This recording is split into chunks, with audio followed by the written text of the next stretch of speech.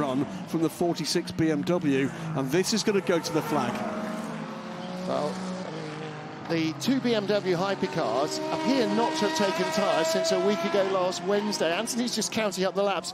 The number 15 car struggling, but number 20 basically changed tyres last time at the same time, and that's getting on for 2 hours ago, I would say. They've only done, well, I say only done, by only done taking 160 laps on those. Using this as our new baseline reference on tyre wear, they've done only 75 laps. Oh, okay. Well, no, I mean, they're still relatively youthful then. Oh, are they on softs? Fresh, are they on actually. softs? Yes. No, they're on mediums. Oh, on medium. Wow, no, they've got another 50 laps in them. They're going to do Le Mans with them next. 4 minutes to go. Alessandro Pierre Guidi still 12 seconds to the good. LMGT3 lead is under 1.3 seconds now. Kelvin van der Linde is rapidly getting to the rear of the Montai first-born Porsche, the 92 car. We might have to start taking a really close look at that, because the car that started on pole versus the car that won last year's championship, and in fact 92 started on pole here last year and ended up winning the championship. Meanwhile, here's the number 20 BMW, Sheldon van der Linde. And again, to have both BMWs in the top 6 is a very, very strong effort. They had a quick car today, they really did. They didn't have the pace of the Ferrari at the start in the hottest conditions, but after that, they really came on strong, and actually now are lapping quicker than your race leader. Actually, last lap was 2 seconds faster, but yeah, it's nice to watch the car having such performance, but they haven't had that trouble-free race that the car 51's enjoyed. There's our LMGT3 battle, the turquoise Porsche, Richie Leitz, and behind him the blue 46 BMW, Kelvin van der Linde, with a tyre advantage. 20 laps, 18 laps fresher tyres, and Leitz on his final public warning for track limits.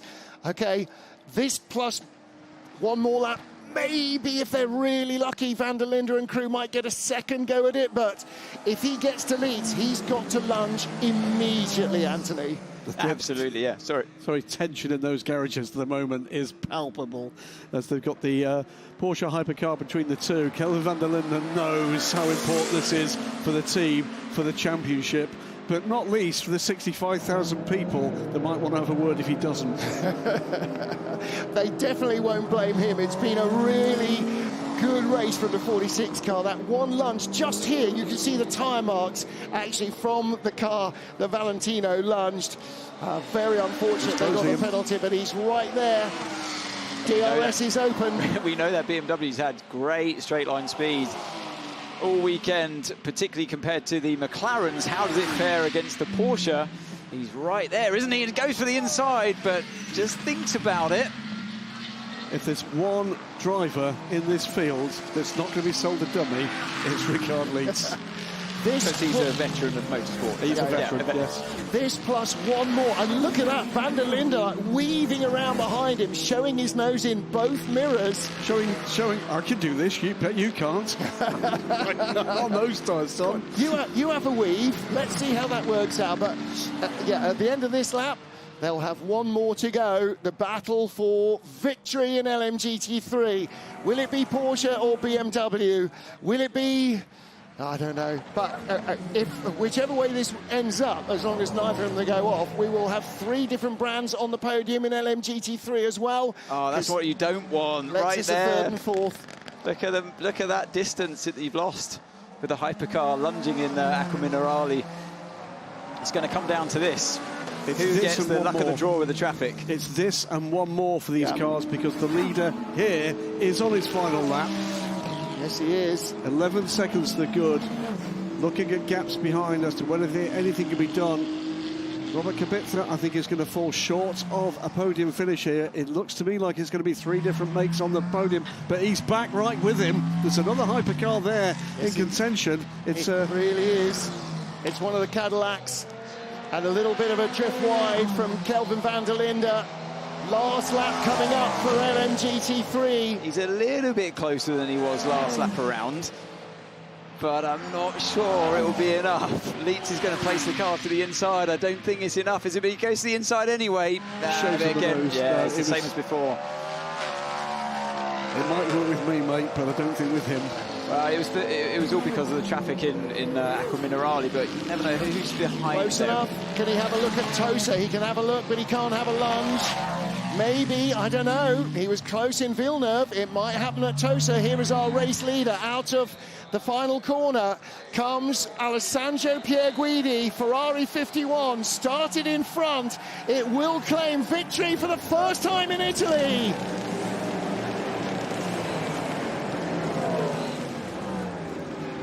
And for the first time outside Le Mans, a red car wins. And here is the battle for victory.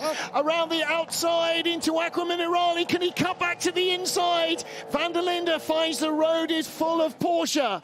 And now Richie Leitz has got to survive 4 more corners. Variante Alta, a chance for Van der Linde.